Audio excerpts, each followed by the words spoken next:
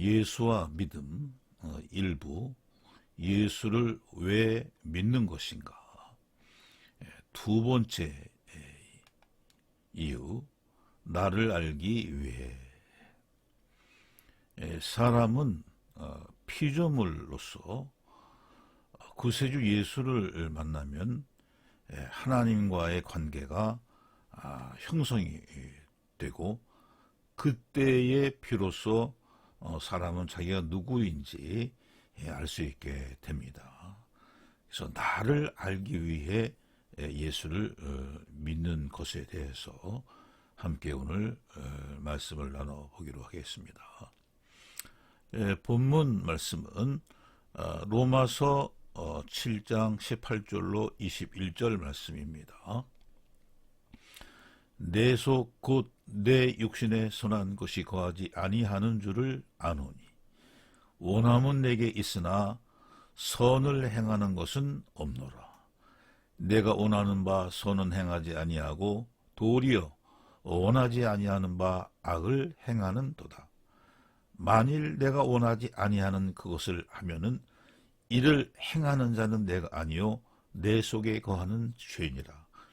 그러므로 내가 한 법을 깨달았노니 곧 선을 행하기 원하는 나에게 악이 함께 있는 것이로다. 유일하신 참 실존이시며 절대 근원이시고 절대 의식이신 하나님은 절대 바탕이시고 또 자존하시고 무소부재하시고 무한 불변하시며 무흠 완전 전지전능하신 절대 선이신 절대신 하나님이십니다. 또 하나님의 이 본체는 하나이시지만은 위격은 아버지 하나님, 아들 하나님, 성령 하나님의 삼위일체 신이시며 삼위일체 하나님의 성품은 절대 선이라고도 하는 절대 선이라고도 하는 지고선으로서 사람도 공유할 수 있기 때문에 공유적 속성이다, 이렇게 신학적 표현을 하기도 하는데, 이 하나님의 성품의 내용은 사랑이며 생명이며 진리이며 언약이며 거룩이며 영광이며 주권이십니다. 이 속성이 하나님 안에만 뭉쳐 있으신 것이 아니고 하나님 밖으로 풀어지시죠. 이것은 하나님의 마음, 하나님의 꿈이 실현되시는 것으로서 성경을 통해 알 수 있는 내용은 하나님 나라의 모든 것을 유업으로 물려줄 아들들이며, 그 아들은 하나님의 나라에서 영원한 하나님의 신부이기도 한 것을 알 수 있습니다. 그래서 이사야서 43장 21절과 22절은 이 백성은 내가 나를 위하여 지었나니 나를 찬송하게 하려 함이니라. 그러나 야곱아 너는 나를 부르지 아니하였고 이스라엘아 너는 나를 괴롭게 여겼으며, 이렇게 말씀해 주신 것입니다. 사람이 사람 자신에게 있는 성품을 가지고 무엇을 성취해내는 것은 하나님을 흉내내는 것으로서, 하나님께서는 하나님의 성품 안에서 무엇인가를 성취해내시는데, 그 일이 성경을 통해 알고 보니까 하나님의 기업을 물려줄 아들이며 또 영원히 함께 살 신부를 만드는 것임을 알 수 있는 것입니다. 그런데 사람들은 이러한 창조를 통한 하나님의 이 신부맞이 이 계획을 몰라서 하나님을 찾지 않고 있는 것입니다. 사람은 하나님의 피조물이죠.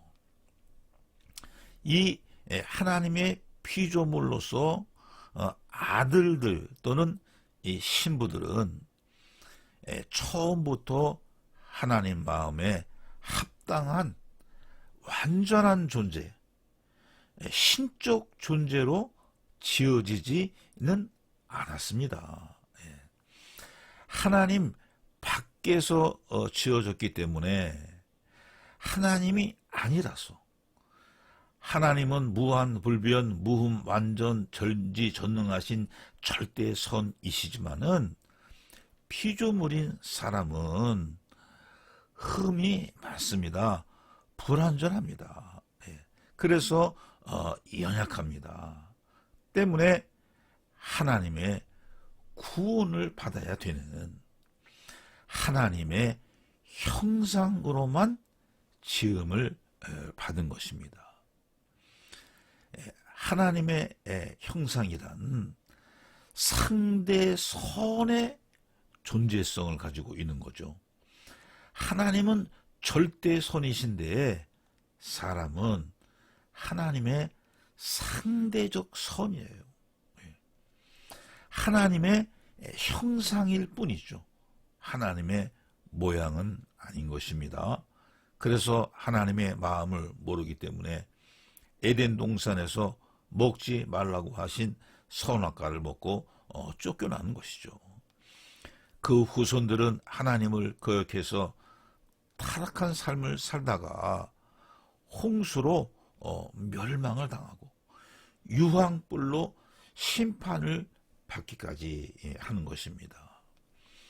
사람은 절대 신이신 하나님의 형상으로 혼을 가졌고 혼 안에 하나님의 상대적 선으로서의 고매한 인성을 가지기는 했습니다.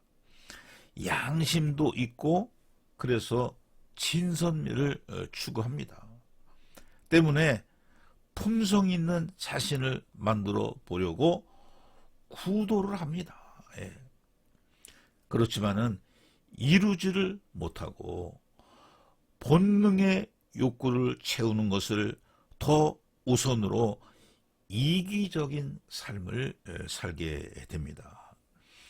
피조물인 사람은 하나님의 형상으로 상대선의 존재이기 때문에 하나님의 마음을 기쁘게 해드릴 수 없는 죄성을, 근본적으로 죄성을 가지고 있는 것입니다.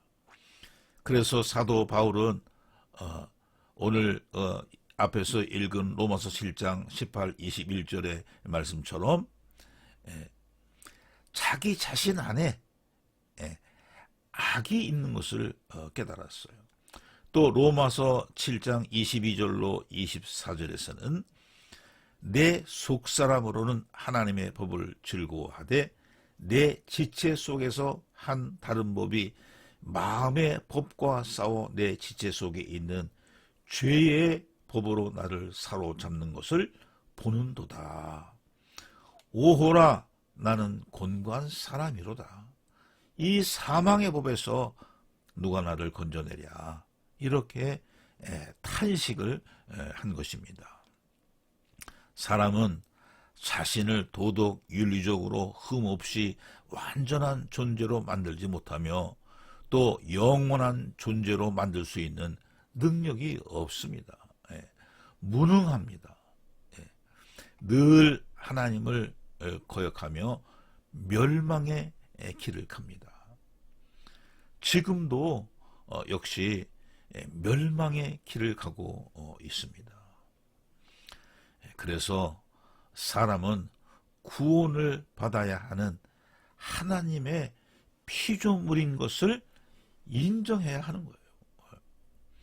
하나님이 아니기 때문에 불완전한 것을 스스로 깨닫고 자신을 지으신 하나님 앞에서 자신의 부족함을 인정하고 자신에게 있는 죄성을 인정하고 하나님 앞에 하나님께 긍휼을 구해야 하는 것이죠. 그런데 사람들은 이러한 사실을 인정하지 않고 자신이 피조물인 것도 인정하지 않고 창조주도 인정하지 않는 불신앙의 뿌리를 갖고 오늘도 살고 있는 것이죠.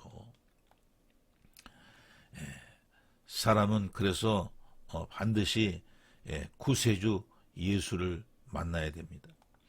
멸망을 향해 가는 고달픈 사람들에게 은혜로우신 하나님께서, 자비로우신 하나님께서는 창세전에 그리스도 예수를 그 마음에 품으셨고 비밀한 경륜 가운데 때가 되어 이 땅에 보내주시는 것입니다.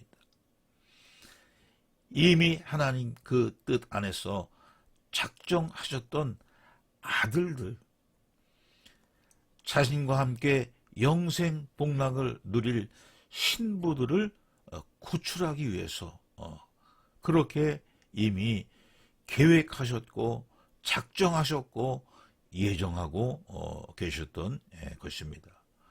그래서 하나님 마음 안에 계셨던 그리스도 예수께서 마리아를 통해서 예수라는 이름의 사람으로 출생을 하시고 33세의 인류의 죄값에 대한 제물로 십자가에 죽으시는 것입니다. 그리고 사람의 첫 열매로 부활하시고 승천하셔서 하나님 우편으로 올라가서 지금은 성령을 보내주고 계신 것입니다. 이때의 성령은 보혜사 성령이세요. 구약 시대에도 성령은 활동을 하고 계셨었죠. 그러나 같은 성령이시지만은 예수 그리스도의 십자가의 죽으심과 부활 승천 이후에 오시는 성령은 보혜사 성령이신 거예요. 그것은 부활하신 예수 그리스도의 영이시기 때문에 사람으로서의 삶의 단계를 거치셨기 때문에 사람에게 영원한 보혜사가 되시기 때문에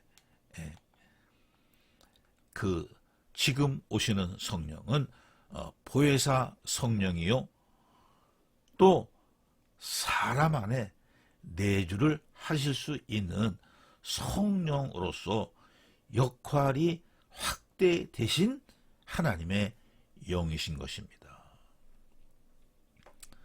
그리스도 예수의 부활의 영이신 보혜사 성령은 사람 안에 내주하셔서 우주 만물과 성경을 통해서 하나님의 마음을 알게 하시고 하나님의 계획을 알게 하시고 하나님의 목적을 알게 하시고 생명과가 무엇인지 분별할 수 있도록 해 주시는 것입니다.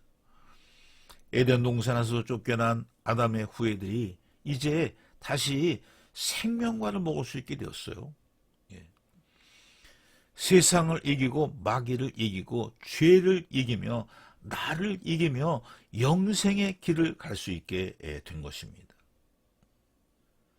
사람은 예수 그리스도를 만나야만이 구원을 얻는 것입니다.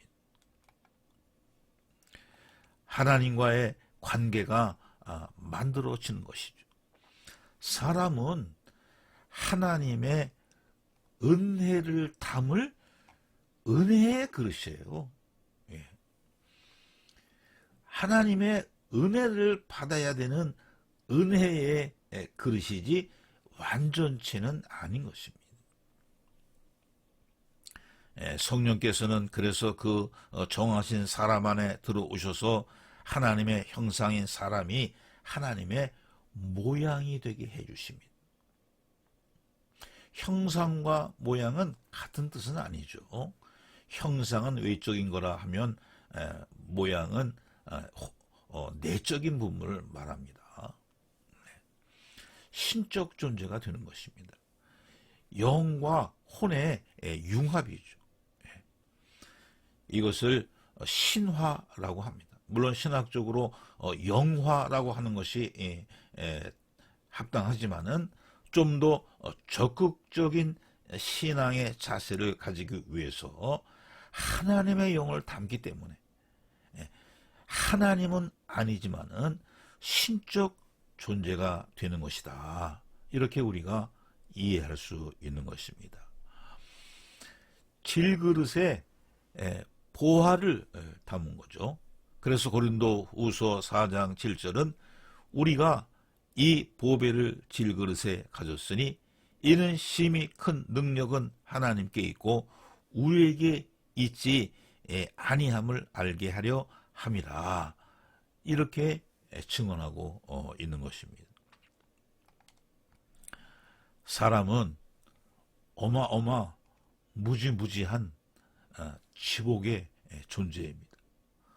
사람은 사람 그 자체로는 하나님 나라에 입성할 수가 없죠. 그러나 하나님께서 바꾸어 주시는 거예요. 우주 만물을 창조하시고 사람을 창조하신 하나님께서 그 아들의 영을 담아 주셔서 아들의 나라로 옮겨 주셔서 하나님 아버지의 유업을 물려받게 해 주시는 것입니다. 그동안은 마귀 사탄에게 붙잡혀서 죄의 종로로 타며 살았었는데 이제 해방이 되었습니다. 아들의 나라로 옮겨졌습니다. 하나님 나라를 누리며 살게 되었습니다. 하나님의 사랑을 받아 하나님과 함께 영생복락을 누리는 신적 존재가 된 것입니다. 이제 아들로서 살고 하나님의 나라에서 영원히 하나님과 함께 살 신부로서 준비를 하면 되는 거예요. 이 세상에서 세상의 법을 따라 살던 지난 날은 끝이 났습니다. 이제 신부로 간택이 되었기 때문에 신랑에게 나라에서 살 준비를 해야 하는 거예요. 그것은 하나님의 법으로 사는 훈련을 하는 것입니다. 이 세상은 생존 세상으로서 생존의 법이 필요하지만은 하나님의 나라는 하나님의 법이 필요해요. 그 하나님의 법은 완전한 새 법이요 새 언약인 것입니다. 하나님의 법은 새 언약으로 이스라엘 백성들이 지키고 살던 율법이나 이방 민족이 지키고 살던 양심과는 완전히 다른 새 법입니다. 생명의 성령의 법이라고도 하는 이 법은 성령의 인도함을 따라 사는 거예요. 이 성령의 인도함을 받아 사는 이 새 법으로 살아야 신랑 되신 하나님의 사랑을 받을 수가 있어요. 율법이나 양심 정도를 가지고는 하나님을 만족시켜 드릴 수가 없어요. 다 지킬 수도 없죠. 율법을 완전하게 지킬 수 없습니다. 양심을 100% 지키고 살 수 있는 그러한 성품이 되지 못합니다. 사람은. 완성을 시킬 수도 없지만은 완성을 시킨다 해도 율법이나 양심은 이 세상을 만족시키는 것이지 하나님을 만족시키는 것은 아니에요.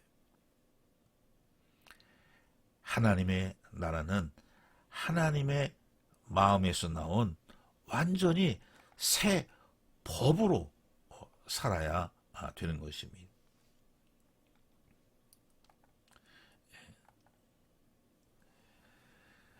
그리스도 예수를 만나면 구도가 끝이 납니다.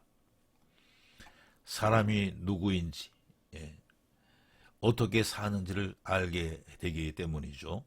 하나님을 모르고 구세주 예수를 모르고 살던 사람의 그 옛 하늘과 옛 땅이었던 옛 마음이 이제 하나님을 알고 예수를 아는 새 하늘, 새 땅의 새 마음으로 바뀌었습니다. 그래서 이 땅에서 품었던 자신의 욕망과 목적을 십자가의 못을 받고 이제 하나님의 나라를 향해 정진할 수 있게 되었습니다. 이제 더 이상 구도하지 않습니다. 구도는 끝이 났습니다. 성령의 인도함을 받아 하나님의 나라를 누리면 되는 것이기 때문에 그렇습니다. 세상에 섞이지 않습니다. 성령과 함께 세상 바다 위를 비행하는 거예요.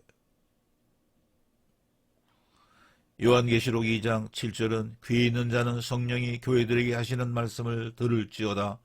이기는 그에게는 내가 하나님의 낙원에 있는 생명나무의 열매를 주어 먹게 하리라. 이렇게 말씀해 주고 계십니다. 이제부터 영원히 생명과를 먹으며 사는 예수쟁이가 된 것입니다.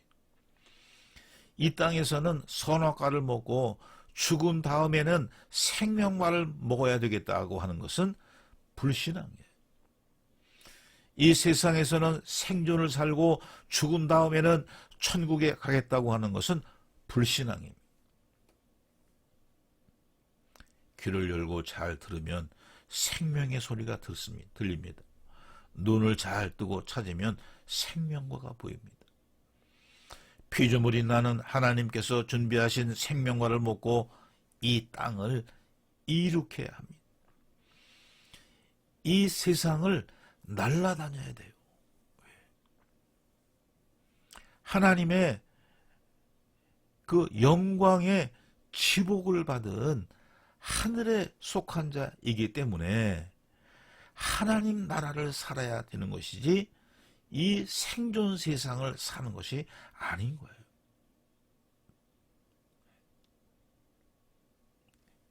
예수를 왜 믿습니까? 나를 알기 위해서. 내가 피조물인 것을 알고 예수를 통해서 하나님과의 관계가 새롭게 맺어지고